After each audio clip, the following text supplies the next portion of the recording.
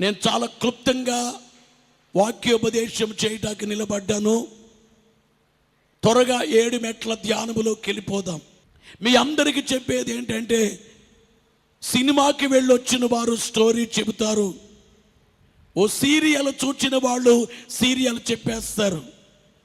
కానీ విచారకరం ఏంటంటే, చర్చికి వెళ్ళిన వారు, చర్చికి వెళ్ళి వచ్చిన వాళ్ళు వాక్యం చెప్పలేరు.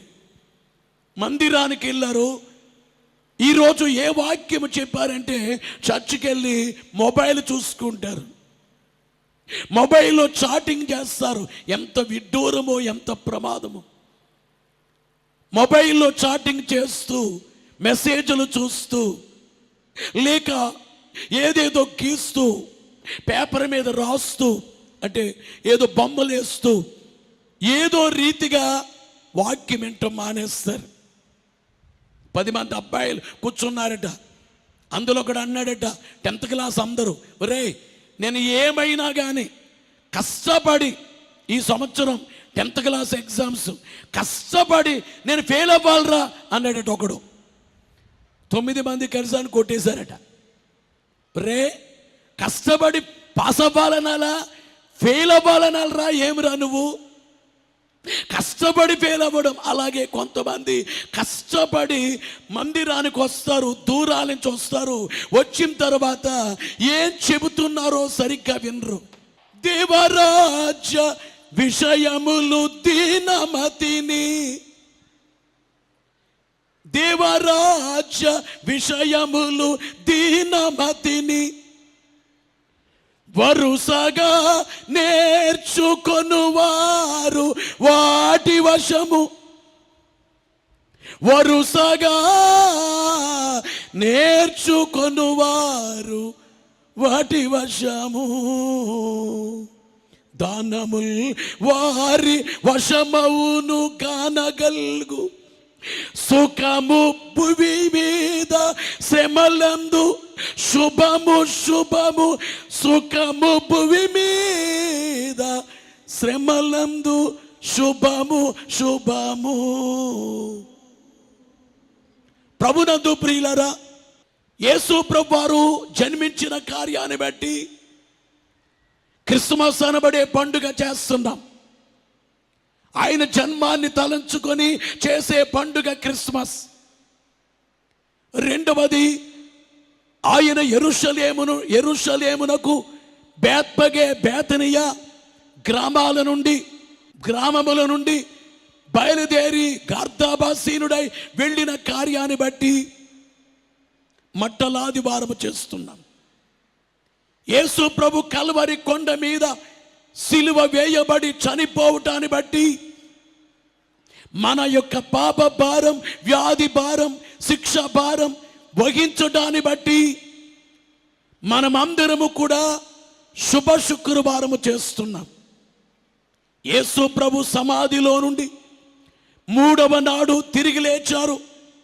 ఆయన సమాధిలో లేరు, తాను చెప్పినట్టే లేచారు. యేసు సమాధిలో నుండి లేచిన కార్యాన్ని జ్ఞాపకము చేసుకొని పునరుద్ధాన పండుగ చేస్తున్నాం.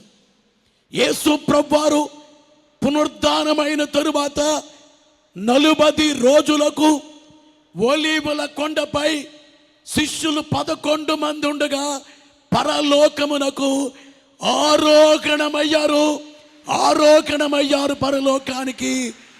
120 మంది అపోస్తలులు మేడగదిలో మోకరించారు, 10 రోజులు ప్రార్థించారు.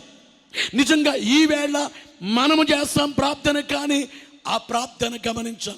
10 రోజులు బలంగా ఏక మనస్సుతో ఎడతెగక ప్రార్థన చేస్తుంటే వారి ప్రార్థన పరలోకానికి వెళ్ళిపోయింది. నేను అందుకే చాలా పర్యాయాలు మీకు చెబుతా, ప్రార్థన ప్రయాణం. ఇక్కడ చేసిన ప్రార్థన ఈ స్లాబ్ దాటాలి, ఈ స్లాబ్ దాటి ఆ పైనుండే మేఘాలు ఉంటాయి, మేఘాలు దాటాలి, ఆ మేఘాలు దాటి చంద్రుని దాటి, సూర్యుని దాటి, నక్షత్రాలు దాటి, మోక్షలోకాన్ని దాటి, దేవదూతల్లోకాన్ని దాటి అన్ని లోకాల కంటే పైన దేవలోకములో మహిమ సింహాసనముపై ఉన్న దేవుని పాదాలకి తగలాలి ప్రార్థన. ఎంత దూరమో ప్రార్థన. బోలో యేసు మహారాజుకో. అందుకనే ప్రార్థించే వాళ్ళు మోకరించి చెయ్యాలా, కూర్చుని చెయ్యాలా అంటే అంత దూరం నీవు చేసే ప్రార్థన ఇక్కడే ఉండాలంటే నీ ఇష్టం. నీ ప్రార్థన ఇక్కడే ఉండాలంటే నువ్వు పండుకునే చెయ్యి. ఏమంటాం? ఇక్కడే ఉండాలంటే నీ ప్రార్థన ఇక్కడే ఉండాలి, ఈ స్లాబే దాటకూడదు అని అనుకుంటే నీవు ఇక్కడే నీ ఇష్టం వచ్చినట్లు చెయ్యి. కానీ నీ ప్రార్థన అక్కడికి వెళ్ళాలంటే విశ్వాసముతో ప్రార్థన చేయాలి. అందుకే బైబిల్లో చాలా ప్రార్థనలు ఉన్నాయి. సామాన్య ప్రార్థన, కన్నీటి ప్రార్థన, కన్నీటి ప్రార్థన, ఉపవాస ప్రార్థన, రోదన ప్రార్థన. కన్నీటి ప్రార్థన, ప్రార్థనలో ప్రార్థన ఏమిటంటే కన్నీటి ప్రార్థన, ఉపవాస ప్రార్థన, ఆసక్తి ప్రార్థన. ఏలియా గారు ఆసక్తితో ప్రార్థన చేశారు. మరొకటి అత్యాసక్తి ప్రార్థన, మరో ప్రార్థన రోదన ప్రార్థన, ఏడో ప్రార్థన దైవ శక్తి ప్రార్థన. బోలో యేసు మహారాజుకు. ప్రియులారా, ఈ యొక్క 10 రోజులు ఈ 120 మంది వెళ్ళి ప్రార్థన చేస్తుంటే ఏం జరిగింది? వేగముగా వీచు బలమైన గాలి వంటి ఒక ధ్వని పరలోకములో నుండి దేవుని శక్తి ఆ 120 మంది పైకి వచ్చేయటం జరిగింది. అంటే మనం ఎప్పుడైనా ప్రార్థన చేస్తుంటే పరలోకము తెరవబడి పరలోకములో నుండి ఆ దేవుని శక్తి ఈ భూమి పైకి వచ్చేయాలి. పరమందున్న యేసు ప్రభువే నువ్వు మోకరించిన చోటుకు వచ్చేయాలి, నువ్వు ప్రార్థన చేసే చోటుకు వచ్చేయాలి. ప్రియులారు, గమనించే మాట ఏమిటంటే 7 అంశాలు మీకు చెప్పాలని చెప్పి నేను భావిస్తున్నా. అందరూ జాగ్రత్తగా వినండి, నేను చెప్పేది వినండి. మొదటి మాట ఏమిటంటే పణము. అందరూ అనండి, పణం. నేను 7 మాటలు చెబుతాను. మిమ్మల్ని ఎవరిని అడిగినా మీరు చెప్పేయాలి, ఎవరిని లేపినా అడిగితే చెప్పేయాలి. మొదటి మాట ఏమిటంటే పణము.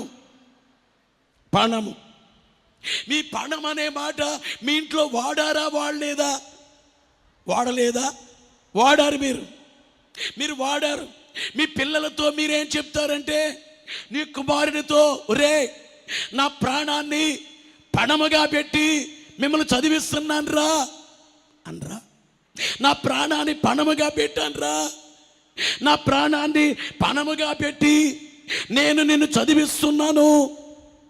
గమనించే మాట ఏమిటంటే నా ప్రాణాన్ని మీకు పణముగా పెట్టాను. వినాలి. గమనించే మాట ఏమిటంటే ప్రాణాన్ని పణముగా పెట్టాను అని అంటారు. అలాగే గమనించే మాట ఏమిటంటే 2000 సంవత్సరాల క్రితం యేసుక్రీస్తు ప్రభువే మనందరి కొరకై, మన పాపముల నిమిత్తమై యేసు ప్రభువే ఆయన ప్రాణాన్ని పణముగా దేవుడు పెట్టారు మన కొరకై యేసు వారు. అందుకనే దేవుని యొక్క వాక్యములో వ్రాయబడిన మాటలు చూస్తే అపోస్తలుల కార్యముల గ్రంథం 20వ అధ్యాయము 28వ వచనములో దేవుడు తన స్వరక్తమిచ్చి సంపాదించిన తన సంఘం, యేసుక్రీస్తు వారు మన కొరకు ప్రాణాన్ని పణముగా పెట్టారు. మొదటి మాట ఏమిటంటే పణము, రెండోది ఏమిటంటే గణము. రెండోది చదవండి అక్కడ. రెండో మాట మొదటిది ఏంటంటే పణము, రెండోది గణము. గణము అనే మాటకి మీరు డిక్షనరీ చూస్తే సముదాయము. పణము అనగా సముదాయము లేక సంఘము. అందరూ వినాలి ప్రియులరా. యేసుక్రీస్తు ప్రభువారు సిలువ వేయబడి చనిపోవడాన్ని బట్టి ఈ లోకములో ఉన్నది ఏమిటంటే, యేసు రక్తమును బట్టి కొనబడినది ఏమిటంటే, సంపాదించినది ఏమిటంటే క్రైస్తవ సంఘము అనబడేటువంటి గణము తయారయ్యింది. క్రైస్తవ సంఘం అనబడేటువంటి సముదాయం, క్రైస్తవ సంఘం అనబడేటువంటి సంఘమే, క్రైస్తవ సంఘము అనబడేటువంటి సముదాయమే ఎవరిలో నుంచి వచ్చింది? క్రీస్తులో నుంచి వచ్చింది. మొదటిదేమిటి? మొదటి మాట ఏంటి? అందరూ చెప్పారు, గట్టిగా చెప్పారు. మొదటి మాట ఏంటి? పణం. రెండో మాట ఏమిటి? గణం. వినాలి ప్రియులారా, సంఘము. సంఘము ఈ లోకములో యేసు ప్రభు సిలువ వేయబడి చనిపోయి సంఘాన్ని సంపాదించారు. మీరు ఉద్యోగము చేసి మీరు జీతాన్ని సంపాదిస్తారు, వ్యాపారాలు చేసేవాళ్ళు లాభాన్ని, పనికెళ్ళేవాడు కూలి సంపాదిస్తారు, విత్తనాలు చిమ్మే వ్యక్తులు పంట సంపాదిస్తారు, విత్తనాలు చిమ్మేటువంటి వ్యక్తులు పంట సంపాదిస్తారు. గమనించే మాట ఏమిటంటే పంట సంపాదిస్తారు. ఈ యేసునాథుడే ఆయన ప్రాణాన్ని పణముగా పెట్టి ఈ లోకములో సంపాదించింది ఏమిటంటే సంఘం. క్రైస్తవ సంఘం, క్రీస్తు సంఘం, విశ్వాస సంఘం, జేసుల సంఘం, క్రైస్తవ సంఘం. ఈ సంఘమే 2000 సంవత్సరాలైనా దెబ్బతినలేదు. క్రైస్తవుల్నే రంపాలతో కోసి చంపారు, గొడ్డలతో నరికి చంపారు, చెట్ల కొమ్మలకు వేలాడదీసి చంపారు, అగ్నిలో వేసి కాల్చి చంపారు, జీవ సమాధి చేశారు. అయినా కానీ ఇప్పటి వరకు సంఘం చెక్కు చెదరలేదు. కారణం ఏమిటంటే యేసు రక్తము ద్వారా వచ్చినటువంటి సంఘనము గనుక, పణము ద్వారా ప్రాణాన్ని పణంగా పెట్టి ఈ కణాన్ని, ఈ సముదాయాన్ని యేసు వారు సంపాదించుకున్నారు. మొదటి మాట పణమైతే రెండోది గణము. గణమనగా సంఘము, గణమనగా సంఘము. మూడోది ఏమిటంటే గుణము.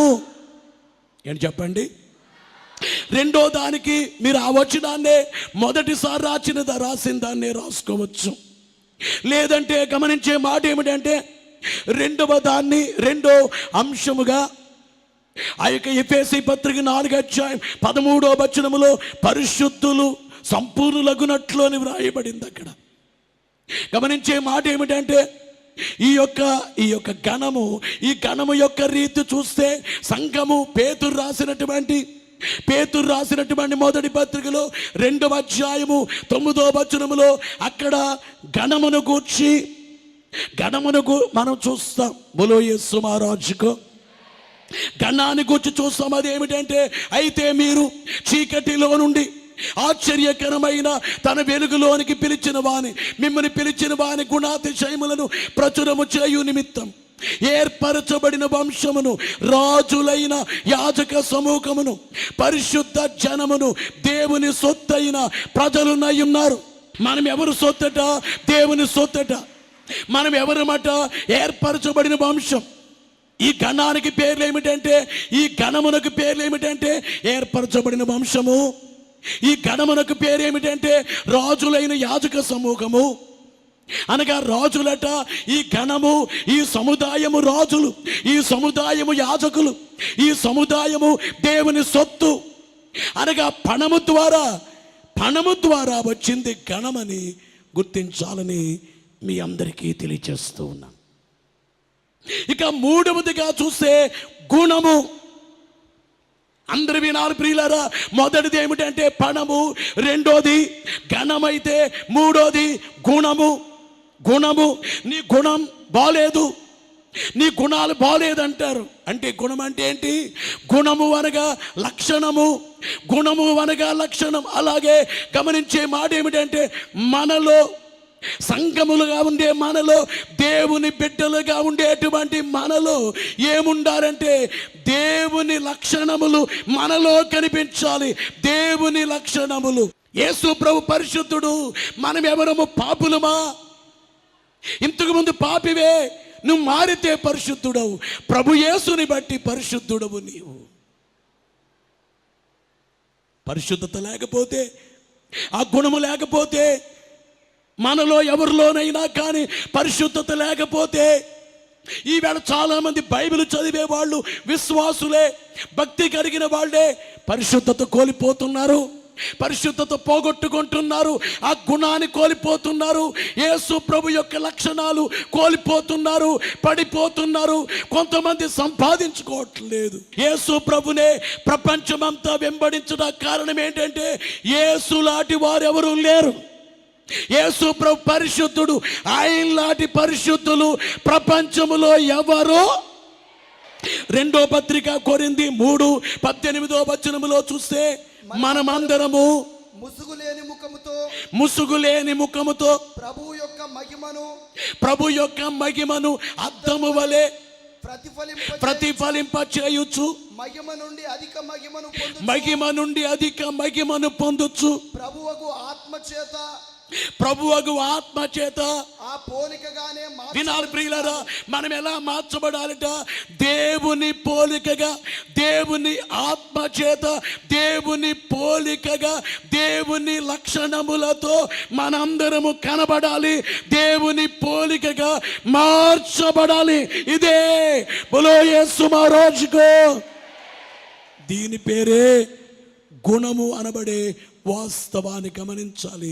ఈరోజు నేను అడుగుతున్నాను, దేవుని యొక్క లక్షణములు నీలో ఎన్ని ఉన్నాయి? మూడోది గుణం.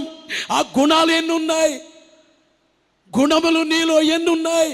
దేవుని లక్షణములు నీవెన్ని సంపాదించావు? అందుకనే రోజు తెల్లవారుజామున 3 గంటలకు లేచి, లేక 4 గంటలకు లేచి మోకాళ్ళ మీద ఉండి 2 చేతులు జోడించి, దేవా నా కనబడము, నాతో మాట్లాడము, అందరి కనబడము, అందరితో మాట్లాడు అని కనిపెడితే దేవుని గుణములు నీలోనికి వస్తాయి. మొదటిది ఏంటి చెప్పండి? అందరు చెప్పాలి. మొదటిది ఏంటి? పణము. రెండోది ఘనము. మూడోది పణము. మూడోది ఘనము. నాలుగోది ఏమిటంటే రుణం. నాలుగోది ఏమిటంటే రుణం. చాలా మంది అంటారు, మీకు మేము రుణం ఉన్నాం. నీకు రుణం ఉన్నాను నేను, నా కూతురు పెళ్ళికే నువ్వు డబ్బులు ఇచ్చావు, నీకు నేను రుణం ఉన్నాను, రుణపడ్డాను. అందుకనే మనందరము కూడా ఆ యొక్క దేవుని యొక్క రుణం తీర్చుకోవటానికి మనం ఏమంటామంటే స్తుతులు చేస్తాం. స్తుతులు ఏమిటంటే దేవుని రుణాన్ని తీర్చుకునే కార్యాలవి. 119వ దావీదు సంకీర్తన 119 164 వ్రాయబడిన మాట మనము చూస్తే, నీ న్యాయ విధులను బట్టి దినమునకు 7 మార్లు నేను నిన్ను స్తుతించుచున్నాను. ఏమంటున్నారు ఇక్కడ దావీదు? దినానికి 7 మార్లు స్తుతించుతున్నా. ఎందుకు స్తుతి? రుణము తీర్చుకోవడానికి స్తుతి. రుణము తీర్చుకోవడానికి స్తుతి. నీ వీధిలో వాడికే సువార్త చెబుతున్నావు చూడు, అది దేవుని రుణము తీర్చినట్లు. సువార్త చెబుతున్నావే, నీ సాక్ష్యము చెబుతున్నావే. ఒకటి సాక్ష్యము, రెండోది సువార్త, మూడోది బోధ. నువ్వు మొదటిలో సాక్ష్యం చెప్పాలి, అది గమనించాలి. తర్వాత సువార్త చెప్పాలి, ఆ తర్వాత బోధ చెప్పాలి. బోధ అంటే మర్మములతో కూడిన విషయాలు. ఈ 3 చెబుతుంటే నీవు దేవుని రుణము తీర్చినట్లు. నువ్వు మోకాళ్ళుని ప్రపంచ పటములో సిలువ జెండా రెపరెపలాడాలి అని ప్రార్థన చేస్తే దేవుని రుణాన్ని తీర్చినట్లు. రోజుకి ఒక్కరికైనా సువార్త చెబితే, ఒక్కరికైనా యేసు ఎవరో చెబితే దేవుని రుణాన్ని నీవు తీర్చుచున్నట్లు. ఇక 5వది ఏంటి చెప్పండి, ముగించేస్తున్నా. 5వది ఏంటి? 5వది ఏంటి? రణం. రణము అంటే, రణం అంటే ఆ ఊర్లో భయంకరంగా రణం జరుగుతుంది. రణం అంటే ఏంటి? పోరాటం, కొట్లాటలు, విభేదాలు. రణం, యుద్ధం. రణం అనగా యుద్ధం. మీ అందరికీ చెప్పేది ఏమిటంటే, మీరు యుద్ధం చేస్తున్నారా? ఇంటి పక్కోళ్ళు కొట్టేస్తున్నారా? ఇంటి పక్కోళ్ళు కొట్టేస్తున్నాం, అవునయ్యా రణం అంటారేమో. లేకపోతే పురుషులేమో, నా భార్యను కొడుతున్నా, రణం. నా భార్యకి నాకు రణం, అన్నదమ్ములకి రణం, అక్క చెల్లెళ్ళకి రణం. వినాలి ప్రియులారా, ఇట్లాట్ల దాంట్లో ఉండొద్దు. ప్రేమించండి. రణం ఏమిటంటే సైతానుతో మనకి పోరాటం. సైతానుతో పోరాటం. బోలో యేసు మహారాజుకు. ఎఫెసీ పత్రికలో 6వ అధ్యాయం 12వ వచనం నుంచి 16వ వచనం వరకు చూస్తే, మనం పోరాడినది శరీరులతో కాదు కానీ దురాత్మలతో పోరాడుతున్నాం. ఆకాశ మండలమందున్న దురాత్మల సమూహములతో మనం పోరాడుచున్నాం. మనందరము పోరాడాలి. సైతానుతో పోరాడాలి, పాపముతో పోరాడాలి, పాప ఫలితాలతో పోరాడాలి. పోరాడపోతే నువ్వు ఓడిపోతావు, పోరాడపోతే నువ్వు పడిపోతావు, పోరాడపోతే దేవుళ్ళలో నుంచి బయటికి వెళ్ళిపోతావు. యేసు ప్రభు ఏమన్నారు?